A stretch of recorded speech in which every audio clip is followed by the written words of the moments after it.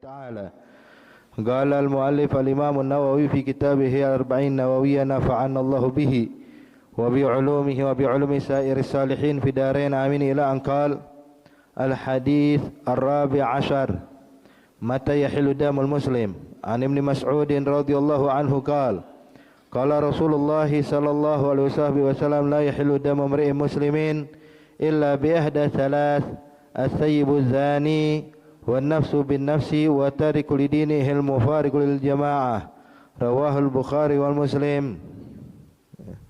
Taib. Alhamdulillah, hadirin hadirat yang dimuliakan Allah Subhanahu wa taala, dijelaskan di sini tentang perkara yang sangat penting bagi kita sebagai umat beragama, khususnya umat Islam.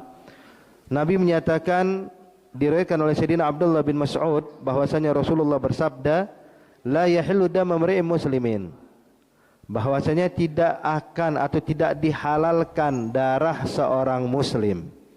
Artinya seorang muslim, orang yang beragama Islam, itu hartanya, kehormatannya, darahnya dijaga oleh Allah Subhanahu wa taala.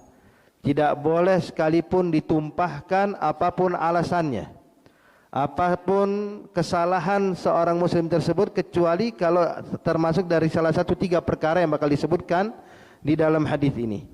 Nabi menyatakan, kata Rasulullah sallallahu alaihi wasallam, la yahillu damu imri'in muslimin illa bi ihda thalath. Tidaklah, ya, dinyatakan tidaklah dihalalkan darah seorang muslim kecuali kalau ada salah satu dari sebab yang 3 ini. Apa itu? Yang pertama adalah at-thayyibuz zani, ya, seorang yang at-thayyib di sini, ya, bisa yutlaq alal mar'ah war rajul, ya. Ya, itu at-thayyib walaupun dalam bahasa Arab pengertian kalau kita terjemahkan bahasa letterleknya hadirin adalah seorang janda. Artinya yang sudah hilang keperawanannya. Cuman al-murad yang dimaksud dari hadis ini tidak khusus kepada kaum wanita, tapi juga kepada kaum pria.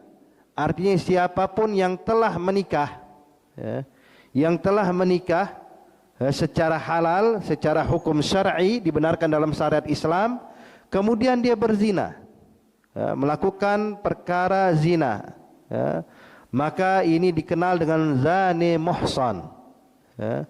Jadi dalam istilah fikih disebutkan bahwa az-zani, ini isim fa'il daripada zina, penzina, itu yang qasimul qismain, terbagi menjadi 2. Ada zani muhsan, ada zani ghairu muhsan. Zani muhsan artinya orang yang berzina padahal dia sudah menikah, secara syariat dibenarkan, kemudian dia menikah, maka ini namanya zani muhsan. Ada yang kedua, zani ghairu muhsan, artinya seseorang yang belum pernah menikah secara hukum syar'i, tidak secara hukum yang dibenarkan dalam Islam, kemudian dia berzina, ya, maka ini namanya zani ghairu muhsan. Nah, di sini hadirin ada perbedaan daripada hukuman yang diberikan kepada penzina ini. Kalau zani ghairu muhsan, artinya orang yang belum pernah menikah, baik laki-laki maupun perempuan, kemudian dia berzina, maka hukumannya adalah 100 kali pecutan, ya. Hukumannya 100 kali pecutan, kemudian taghribus sanah, kemudian diasingkan selama 1 tahun, ya. Ini hukum secara syar'i kepada zani ghairu muhsan. Adapun zani muhsan, ya, maka hukumannya adalah dirajam, ya, hingga wafat, ya, dilempari batu hingga wafat sebagai hukuman untuk dia. Nah, cuman hadirin hadirat yang dimuliakan Allah Subhanahu wa taala, harus kita pahami perbuatan zina ini adalah perbuatan yang sangat keji, perbuatan yang sangat diharamkan oleh Allah. Sehingga satu-satunya maksiat, Bapak Ibu sekalian, disebutkan di dalam Al-Qur'an dengan kalimat fahisyah, ini cuma masalah zina. Arti perbuatan maksiat Allah sebutkan banyak sekali dalam Al-Qur'an.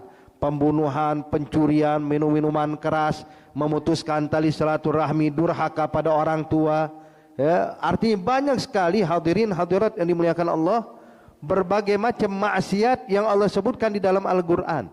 Tapi ada satu maksiat yang disebutkan oleh Allah dengan kalimat fahisyah, yaitu perbuatan yang sangat keji, perbuatan yang sangat buruk, yaitu perbuatan zina dengan firman Allah wala taqrabuz zina innahu kana fahishatan wa sa'a sabila. Ini satu-satunya maksiat yang disebutkan oleh Allah dengan kalimat fahisha. Taib. Kemudian hadirin hadirat, dijelaskan pula bahwasanya ini perbuatan zina itu dikarenakan hukumannya amatlah berat sehingga tidak bisa diterima oleh hakim atas kesaksian orang telah berzina, melainkan harus dihadiri oleh 4 orang saksi. Beda dengan maksiat lain, Pak. Pembunuhan contohnya tidak butuh 4 orang saksi, 2 orang saksi cukup menyaksikan bahwa fulan membunuh fulan, kami melihatnya. Pencurian begitu juga. Tapi untuk urusan zina, ini harus 4 orang saksi dan melihat dengan mata mereka. Bukan mendengar, bukan prasangka, lah, harus melihat. 4 orang saksi melihat kalau orang ini telah sedang berzina, maka ini baru ditetapkan hukum bahwa mereka pelaku tersebut akan dihukumkan zina, baik muhsan ataupun ghair muhsan, tergantung keadaan sang pelaku. Makanya jadi hukum zina ini ditegakkan jikalau ada 4 orang saksi atau yang kedua pengakuan dari pelaku. Ada pengakuan dari pelaku. Dan kita tidak dibenarkan Bapak Ibu sekalian untuk mencari tahu, mencari tahu, mengorek-ngorek sama siapa, di mana, hadza nggak boleh hadirin. Contoh, ambil pelajaran yang dilakukan Rasulullah. Pernah ada satu orang wanita datang ke Nabi Muhammad. Dia bilang, ya Rasulullah tahirni, ya Nabi Muhammad sucikan saya. Maka saat itu Rasulullah SAW bertanya, memang apa yang kau lakukan kok minta disucikan? Dia bilang, ya Rasulullah zanait, saya telah berzina dan saya telah menikah kemudian saya berzina. Artinya saya ini zani muhsan, saya ingin taubat kepada Allah Subhanahu wa taala dengan hukum yang diperintahkan oleh Allah untuk ditegakkan. Saya siap menjalankannya. Maka Nabi terkejut melihat pengakuan wanita ini. Artinya ini orang siap dihukum mati. Cuman perhatikan dari hadis ini bagaimana cara Nabi menyikapi orang yang mengaku. Nabi nggak serta-merta mengatakan, oh kalau begitu sudah tegakkan hukuman langsung. Artinya ini orang yang mengaku sebagaimana hukum Islam, zina itu ditegakkan hukumannya jikalau ada 4 orang saksi atau pengakuan. Nah ini udah mengaku, kita tegakkan sekarang. Enggak hadirin. Nabi tetap berusaha membuat ini wanita, ayo kembali engkau pada Allah. Walaupun tidak ditegakkan hukum secara syariat, ada jalan lain, engkau kembali kepada Allah Subhanahu wa taala. Sehingga Nabi pun mengatakan kepada wanita ini, lah kemungkinan engkau ini hanya disentuh, kemungkinan engkau cuma begini. Ini padahal ini orang udah ngaku hadirin, saya berzina, kata Nabi. Enggak, kemungkinan begini. Maksud Rasulullah, ini ulama menyatakan kenapa Nabi mengucapkan hal ini, sebab Nabi masih memberikan kesempatan, ayo engkau kembali kepada Allah, sebab hukuman ini terlalu berat. Maka saat itu wanita ini mengatakan tetap memaksa, la ya Rasulullah zanait, saya telah berzina. Maka Nabi pun berkata kepada wanita ini, kata Rasulullah, apakah kau hamil? Dia bilang, na'am ya Rasulullah. Kata Nabi, kembalilah engkau sampai kau melahirkan anak daripada yang kau kandung saat ini. Artinya pergi nih perempuan. Nabi nggak kasih waktu berapa bulan, wala setahun, wala berapa bulan, ntar balik lagi sini lagi, nggak. Kata Nabi, pulanglah sampai kau melahirkan anakmu, nanti kita lihat. Pergi nih wanita. Setelah beberapa bulan, Nabi nggak pernah menyinggung Pak tentang masalah perzinahan ini wanita sama sekali. Beda sama zaman kita sekarang ya. Ada orang aku kita cari tahu, wah kita ingetin, ini harus diangkat terus beritanya, biar orang tahu ceritanya, biar orang tahu apa yang dilakukan. La haula wala quwwata illa billah. Tapi lihat cara Nabi Muhammad hadirin, tidak mengungkit-ungkit tentang kesalahan wanita ini. Setelah beberapa bulan lahir bayi. Mungkin ini juga kesempatan bagi wanita ini, kalau saya nggak balik kepada Rasulullah nggak bakal dicariin, walau akan ditanyakan sama Nabi. Tapi ini perempuan dengan kesungguhan ingin taubat kepada Allah datang kepada Nabi Muhammad. Dia bilang, ya Rasulullah, bayi sudah lahir, sekarang tahir nih, Kata Nabi, pulanglah dulu, ya. Urus dulu anakmu ini yang baru kau lahirkan, sampai sekiranya bisa dipindahkan pada orang lain baru kau kemari. Pulang lagi. Jadi Nabi kasih kesempatan bukan sehari 2 hari, berbulan-bulan bahkan setahun lebih, hadirin. Memberikan kesempatan, ayo udah selesaikan urusan engkau dengan Allah Subhanahu wa taala, kembali kepada Allah Subhanahu wa taala. Cuman pada akhirnya ini wanita setelah udah berhasil memberikan susu kepada anaknya, kemudian juga menitipkan kepada orang yang dia percaya untuk merawat ini anak, balik lagi kepada Rasulullah, akhirnya pun ditegakkan hukum rajam. Ditegakkan hukum rajam oleh Rasulullah sallallahu alaihi wasallam. Bahkan ada satu orang yang ikut merajam wanita tersebut sambil mencaci maki, merajam sambil caci maki. Dikatakan, ma'akbahaki ya fulana, betapa buruknya keadaan engkau ya fulana, taznin, engkau berzina sedangkan engkau telah memiliki suami dan lain-lainnya. Cacian keluar. Maka saat Nabi mendengar hal tersebut, merah wajah Rasulullah, memandang wajah orang yang mencaci maki ini. Kata Rasulullah, ya fulan, ittaqillah, takutlah engkau pada Allah. Terus terang taubatnya wanita salihah ini, lihat kata Nabi. Nabi enggak bilang ini pelaku kejahatan lagi, dia udah taubat. Kata Nabi, taubatnya wanita yang baik ini, itu kalau dibagikan buat 70 orang seperti engkau, masih bisa ketampung semuanya. Ini taubatnya dia bisa nampung 70 orang, hadirin.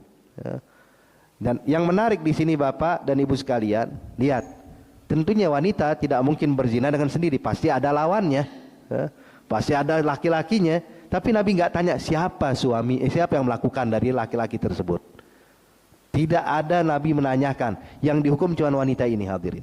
Tapi Nabi tetap berusaha menutupi perkara ini, sebab ini perkara yang berat, perkara yang buruk. Maka sampai seperti itu dilakukan di dalam hukum Islam.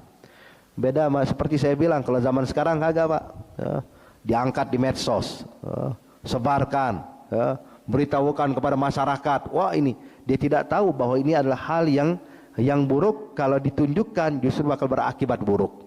Walaupun niatnya baik, tetap tidak dibenarkan di dalam Islam. Bahkan apalagi zaman sekarang Bapak, yang naikkan ke medsos itu bukan orang yang lihat, cuman katanya, dengar berita, isunya begini, dia yang naikkan. Hadza sudah dihukumkan qadzaf oleh ulama. Syariat menghukumkan qadzaf. Itu pernah di masa Sayyidina Umar Ibn Al-Khattab, Amirul Mukminin. Ada 4 orang datang kepada Sayyidina Umar Ibn Al-Khattab, ya Amirul Mukminin, kami bakal bersaksi kepada engkau kalau fulan bin fulan telah berzina. Kata Sayyidina Umar, dia bilang, apakah kalian tahu konsekuensinya? Harus ada 4 orang saksi yang melihat. Dibilang, siap ya Amirul Mukminin, kami berempat. Maka setiap satu orang diminta bersumpah oleh Sayyidina Umar. Ditanya satu demi satu, maukah engkau bersumpah kalau seandainya engkau berbohong akan mendapatkan laknat Allah? Dibilang, siap ya Amirul Mukminin. Dibilang, kau melihat orang itu berzina? Gal na'am ya Amirul Mukminin, saya melihat dengan mata kepala saya bersumpah kalau fulan bin fulan telah berzina. Orang kedua ditanya, bersumpah, jawabannya sama.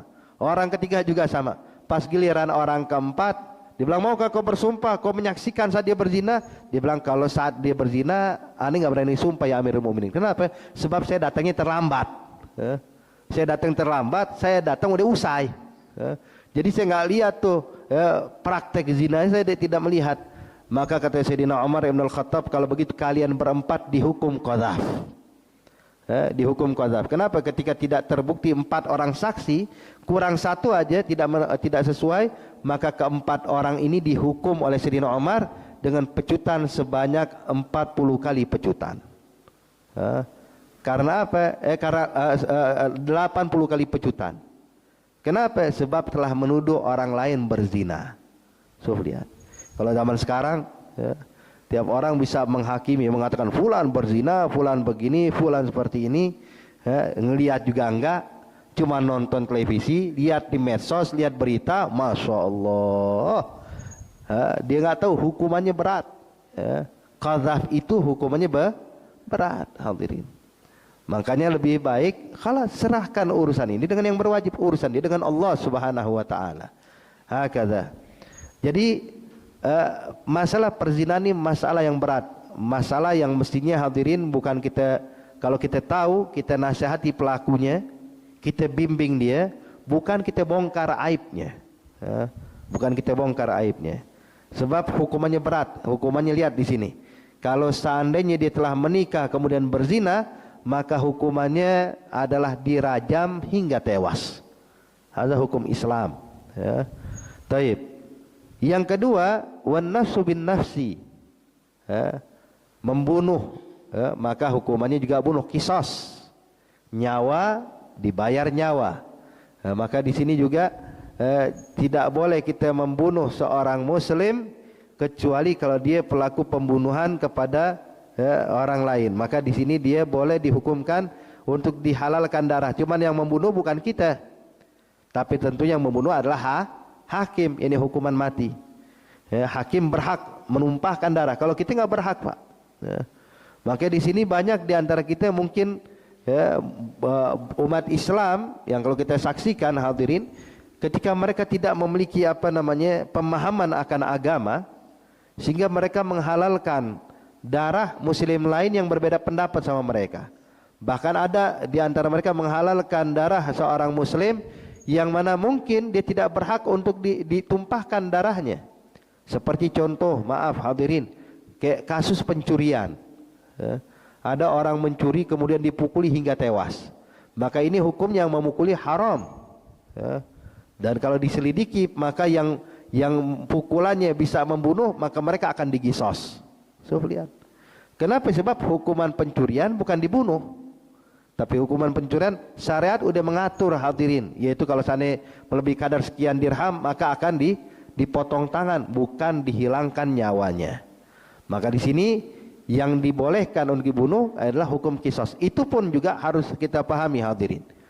Kalau kita kaji dalam ilmu fikih, bahwa kalau ada terjadi gatal pembunuhan, itu al-qatal yang qasimu ila salasati aqsam, ada salah satu anwa. Ya. Pembunuhan itu atau menghilangkan nyawa orang itu terbagi menjadi 3 macam. Ada qatal amdun mahad. Ya. Amdun mahad, arti amdun mahad memang sengaja, ya, terencana untuk membunuh. Hadza qatal amad mahad. Ada qatal syibhul amad. Qatal syibhul amad ini adalah jikalau dia menggunakan alat yang bisa mematikan, cuman mengarahkan kepada yang lain tapi terkena orang. Contoh, dia sedang berburu, mengarahkan panah kepada hewan, ternyata melenceng terkena orang, hingga orang itu tewas. Ini namanya syibhul amad. Ya, syibhul amad. Jadi menggunakan alat yang mematikan untuk menuju kepada sesuatu tapi terkena manusia hingga membunuhnya. Yang ketiga hadirin adalah khata' mahad. Khata' mahad ini adalah menggunakan alat, ya, menggunakan alat yang tidak mematikan, ya, kemudian subhanallah begitu dipukul kepada orang tertentu tewas. Ya. Contoh seperti dia ambil sapu lidi dipukul pada orang, begitu dipukul orang meninggal dunia, bertepatan dengan ajalnya. Maka ini namanya khata' mahad. Jadi yang pertama adalah amdun mahad, yakni sengaja terencana dengan senjata atau alat yang mematikan dan dituju kepada seseorang. Kemudian yang kedua syibhul amad, dengan alat mematikan tapi tidak menuju kepada seseorang, tapi subhanallah terkena tanpa disengaja. Yang ketiga khata' mahad. Ya. Nah, dari ketiga macam kasus ini, yang dibolehkan, yang dihalalkan darahnya untuk dibunuh, arti yang dikenakan hukum qisas, hanya yang pertama. Apa itu? Pembunuhan berencana dengan senjata yang mematikan. Ini yang dikenakan qisas. Maka kalimat di sini Nabi menyatakan an-nafsu bin nafsi, nyawa dibayar dengan nyawa. Ini kalau bagian yang pertama tadi, kalau pelakunya melakukan amdun mahad, arti pembunuhan yang memang direncanakan untuk membunuh seseorang. Ini yang dikenakan qisas. Tapi yang kedua, kalau seandainya syibhul amad, ya, dia menggunakan alat yang mematikan, cuman seperti contoh Bapak, ya, ketika orang memacu kendaraan mobil, ya, sekencang-kencangnya, ya, artinya dia mengarah ke jalanan, subhanallah ada orang lewat, atau mungkin remnya blong atau segala macam, jadi alat mematikan tapi tidak ada unsur kesengajaan kepada orang tertentu. Ini namanya syibhul amad. Ya, syibhul amad. Nah, syibhul amad ini tidak dikenakan kisos. Ya. Dia tidak dikenakan kisos. Pelaku tidak dikenakan kisos. Kecuali kalau disengaja. Dia pakai mobil mengarahkan untuk menabrak seseorang, ada kisos.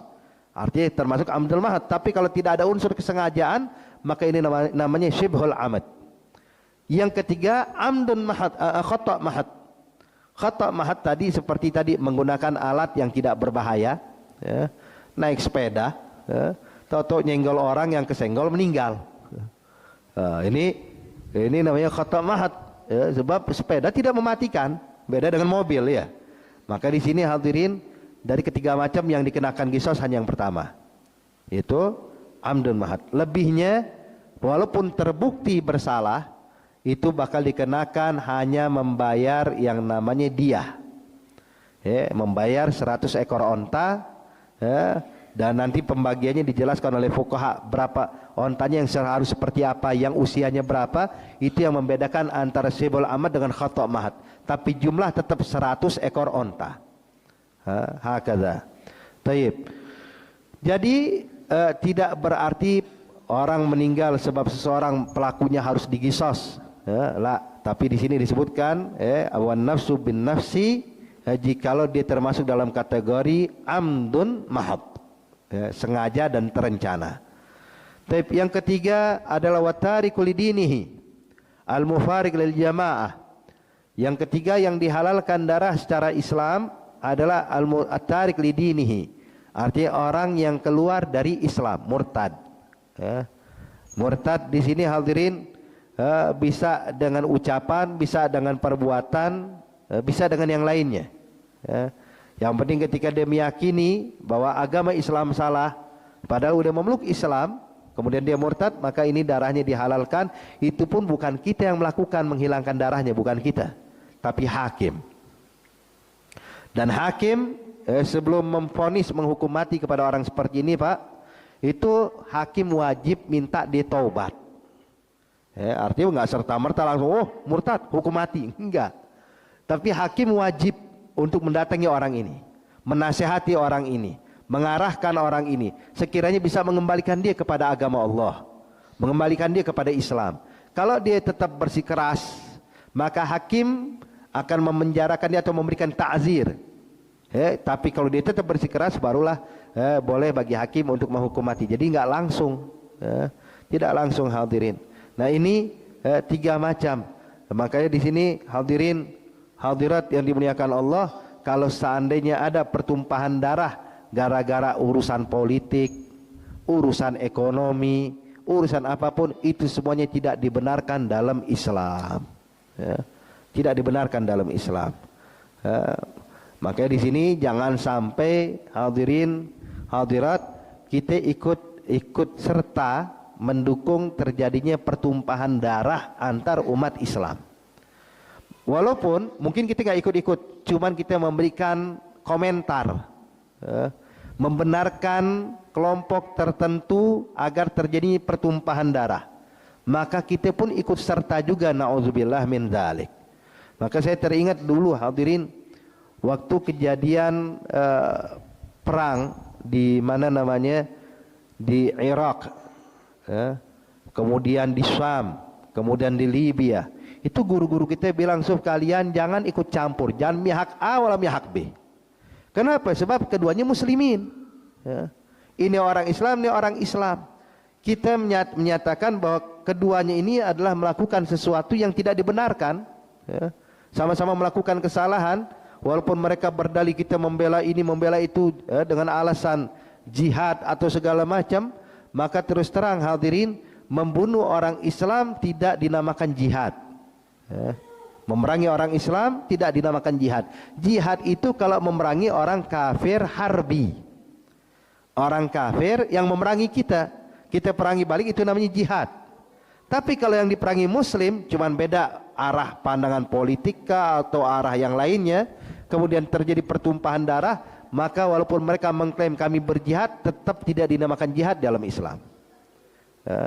Yang ada hadirin, yang ada, Nabi bilang dalam hadis, izal taqal muslimani bisayfaihima fal qatilu wal maqtulu finnar. Nabi bilang kalau ada dua orang Islam saling menghunuskan pedang, kemudian saling bunuh, apapun alasannya, ya, maka kata Nabi yang membunuh dan yang terbunuh keduanya masuk dalam api neraka Allah. Maka sahabat bingung. Sahabat berkata, ya Rasulullah, hadzal qatil fama balul maktul. Ya Nabi, kalau yang membunuh masuk neraka wajar, bunuh orang Islam. Kok yang terbunuh juga masuk ke dalam neraka ya Rasulullah? Dia kan terbunuh, dia kan korban. Maka dijawab oleh Nabi Muhammad, li'annahu harisun ala qatli sahibih. Sebab dia pun juga punya niat ngebunuh lawannya, cuman keduluan aja. Ya. Ini yang ada, bukan artinya jihad atau mati syahid seperti yang digembar-gemborkan kelompok-kelompok tertentu ekstremis mengatakan kalau kita lakukan ini kita mati syahid, masuk dalam surga lah. Ya. Yang ada dalam hadis bukan dalam surga tapi dalam neraka.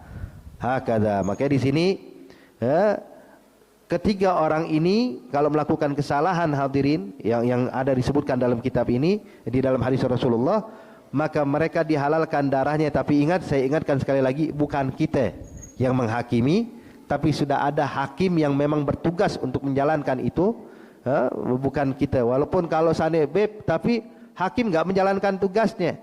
Kalau hakim tidak menjalankan tugasnya, tetap kita nggak punya hak untuk menegakkan hukum ini.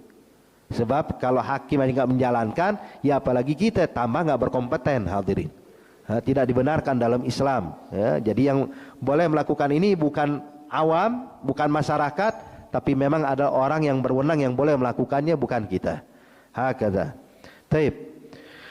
Kemudian yang berikutnya hadis yang ke-15, ikramul jar wa dhaif. Diriwayatkan oleh Abi Hurairah radhiyallahu ta'ala anhu arda anna Rasulullah sallallahu alaihi wasallam qala man kana yu'minu billahi wal yawmil akhir falyaqul khairan aw liyasmut wa man kana yu'minu billahi wal yawmil akhir falyukrim jarahu wa man kana yu'minu billahi wal yawmil akhir falyukrim dhaifah, rawahul Bukhari wa Muslim.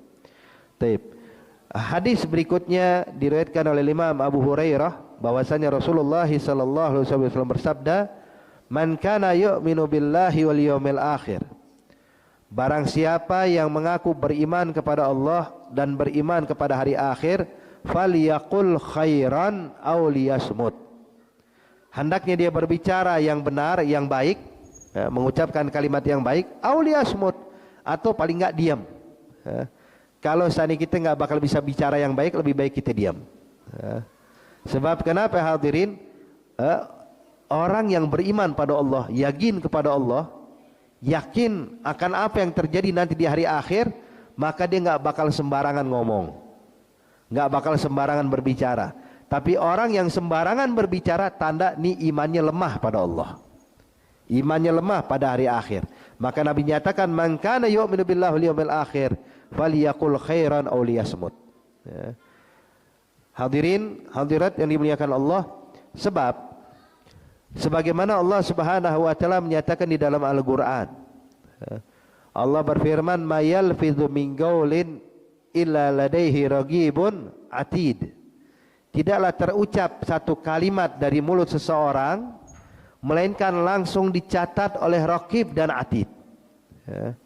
Artinya malaikat raqib atid nih, ini tangannya nggak pernah lepas Pak dengan pena. Pokok nunggu apa yang kita perbuat, nunggu apa yang kita ucapkan. Setiap perbuatan kita, setiap ucapan kita ditulis. Semuanya.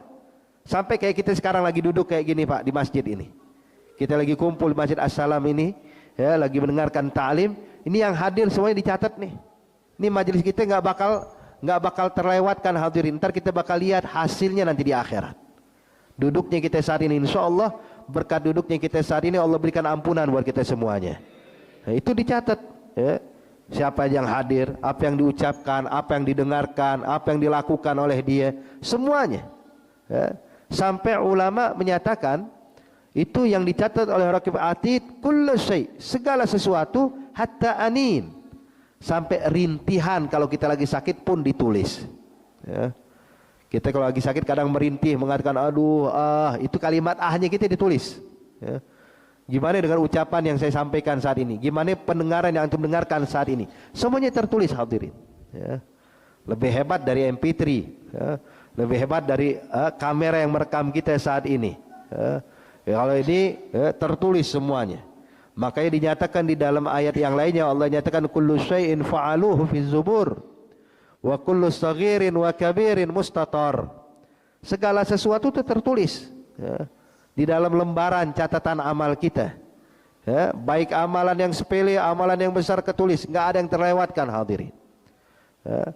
Makanya sering kita sampaikan dan kita ingatkan juga kepada antum sekalian, bahkan orang-orang yang tidak memiliki iman kepada Allah, tidak memiliki iman pada hari akhir, yang seumur hidupnya dalam keadaan kekufuran, nanti di akhirat kelak waktu nerima buku catatan amalnya bakal terkejut. Dia buka lembaran pertama, lembaran berikutnya terus hingga akhir, kemudian dikatakan mali hadzal kitab la yughadiru saghiratan wala kabiratan illa ahsaha. Kitab apa ini? Semuanya yang kecil, yang besar tertulis, amalan perbuatan dia, ucapan dia, semuanya tertulis, tidak ada yang terlewatkan sama sekali. Ya Allah, ini yang bakal kita dapatkan di hari akhir hadirin. Maka kalau kita tidak berbicara yang baik, alangkah baiknya kita diam ya. Kenapa? Sebab as-sukut salamah. Kalau kita diam selamat ya. Diam kita selamat hadirin. Tapi kalau kita ngoceh, berbicara, ngomong ya, kalau salah dikit tuh ketulis tuh ya. Makanya berapa banyak orang terazab atau disiksa di dalam api neraka Allah, semuanya gara-gara lidah ya. Wa hal yakubun nas ala manakhirihim illa hasaid alsinatihim. Sebagaimana hadis yang diriwayatkan oleh Sayyidina Muaz, kebanyakan orang dijebloskan ke neraka bukan gara-gara judi, bukan gara-gara itu ada, cuman yang terbanyak mayoritas penghuni neraka itu disebabkan gara-gara nih apa yang disebutkan oleh lidahnya ya. Makanya hadirin hadirat yang dimuliakan Allah Subhanahu wa taala, terkadang sesuatu yang benar tidak harus diucapkan ya.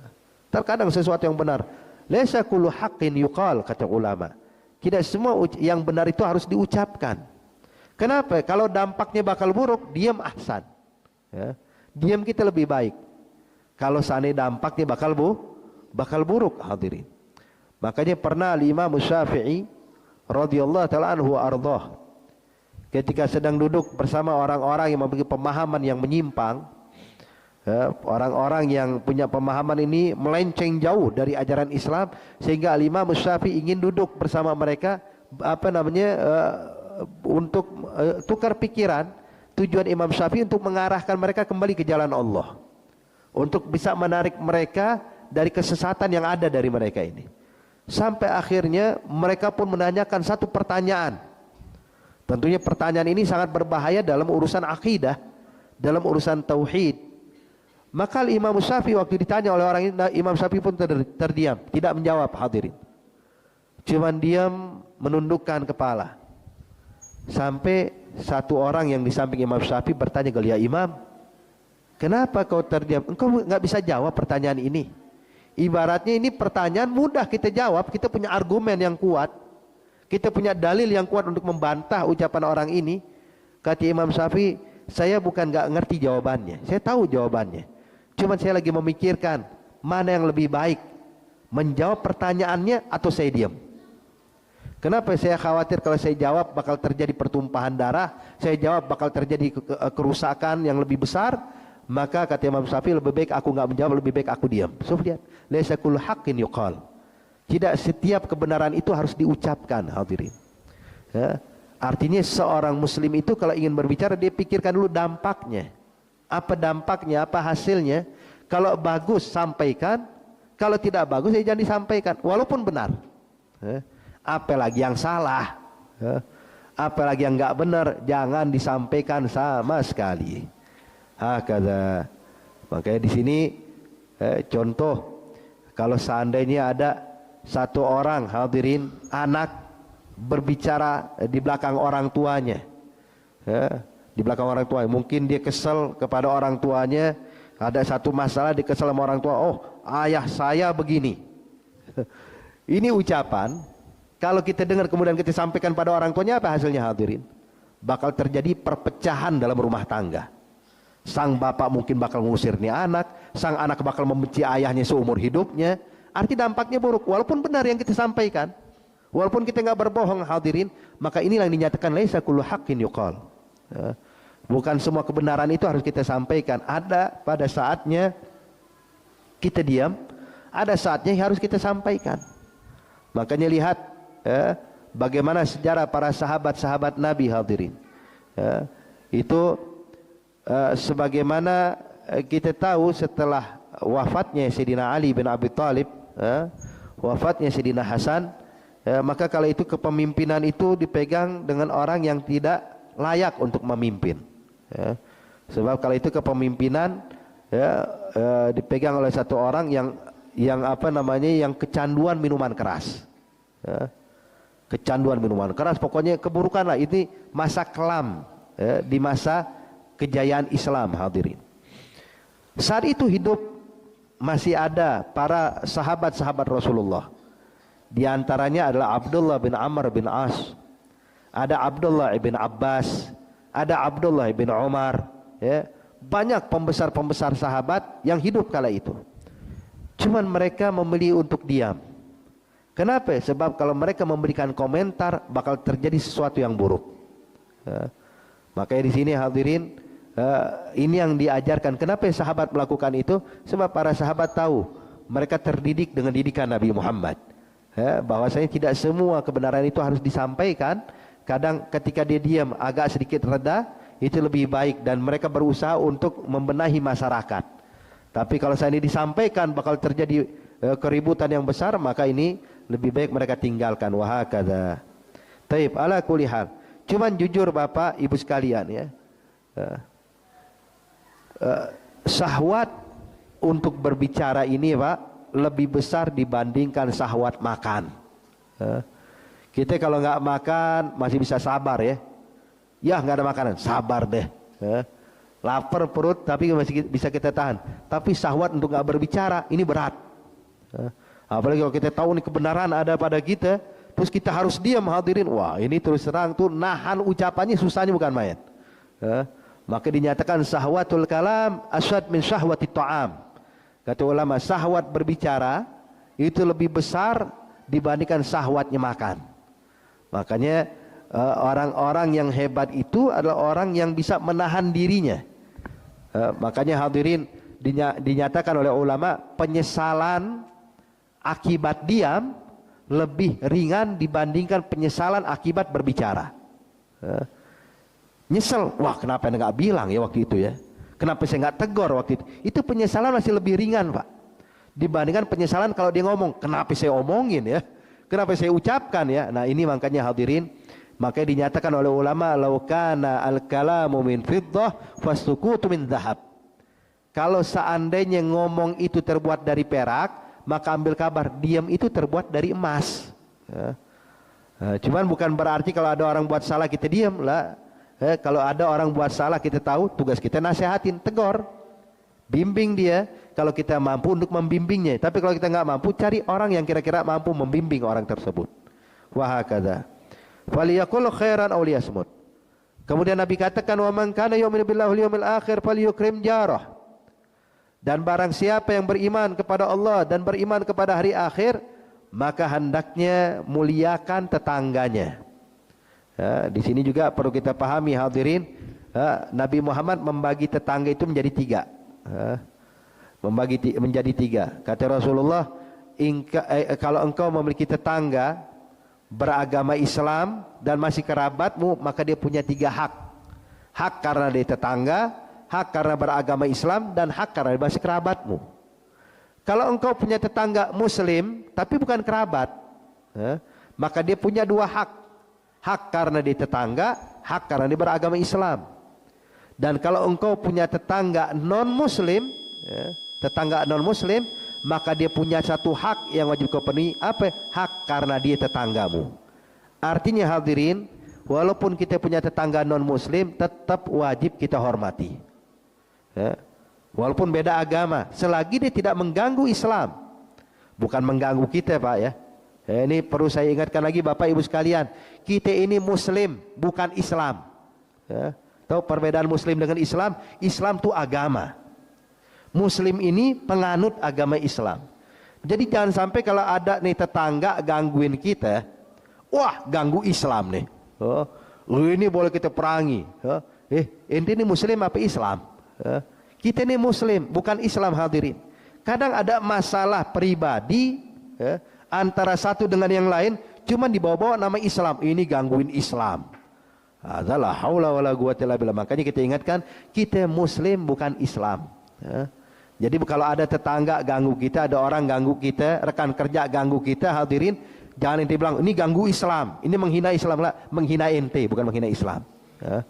Ada hukumannya nanti, ta'zir ada, cuman jangan bawa-bawa nama Islam. Maka di sini, selagi dia tidak mengganggu Islam, wajib kita muliakan dan kita hormati walaupun beda agama sama kita. Dia punya hak. Makanya kalau kita lihat hadirin, itu Rasulullah di zaman tersebut bertetangga sama non-muslim, orang Yahudi. Tapi bagaimana kehidupan Rasulullah? Orang-orang Yahudi yang ada di sekitar rumah Nabi Muhammad enggak pernah merasa terganggu dengan adanya Rasulullah. Tapi merasa aman, merasa tenang satu dengan yang lainnya. Wahakada. Bahkan itu sampai ada tetangga Rasulullah yang Yahudi dalam keadaan sakit dijenguk sama Rasulullah. Ini kadang kita hadirin, tetangga kita sakit kita enggak pernah jenguk, bahkan yang muslim ya. Ini Rasulullah yang non muslim dijenguk sama Nabi Muhammad. Lihat Nabi mengajarkan bagaimana tuh Islam sesungguhnya, indahnya Islam. Maka di situ Nabi jenguk. Wahakala sampai akhirnya dalam kisah orang Yahudi itu memeluk Islam dan menghembuskan nafas terakhirnya dalam keadaan Islam. Ketika meninggal dunia dalam keadaan Islam, Nabi pun tersenyum, bahagia. Ditanya kenapa kau bahagia ya Rasulullah? Dia bilang alhamdulillah barusan satu nyawa saya baru bisa selamatkan dari api neraka, saya pindahkan ke dalam surga. Wahakada. Kemudian yang terakhir sebagai penutup, Nabi menyatakan daripada tanda seorang beriman pada Allah dan beriman pada hari akhir adalah menghormati para tetamunya. Menghormati para tetamu. Jadi jangan sampai tamu kita kecewakan hadirin. Jangan sampai kita kecewakan. Walaupun mungkin kita ada selisih paham, ada ini, tetap namanya tamu, tetap kita hormati. Ini bentuk keimanan kita pada Allah dan bentuk keimanan kita pada hari akhir.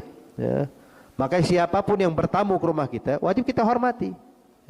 Dan menghormati tamu ya nggak mesti dengan harus ada makanan ini dan itulah. Paling enggak sambutan kita kepada dia. Senyum kita kepadanya, penghormatan kita kepadanya, maka ini adalah bentuk keimanan kepada Allah dan keimanan pada hari akhir. Wahakadha.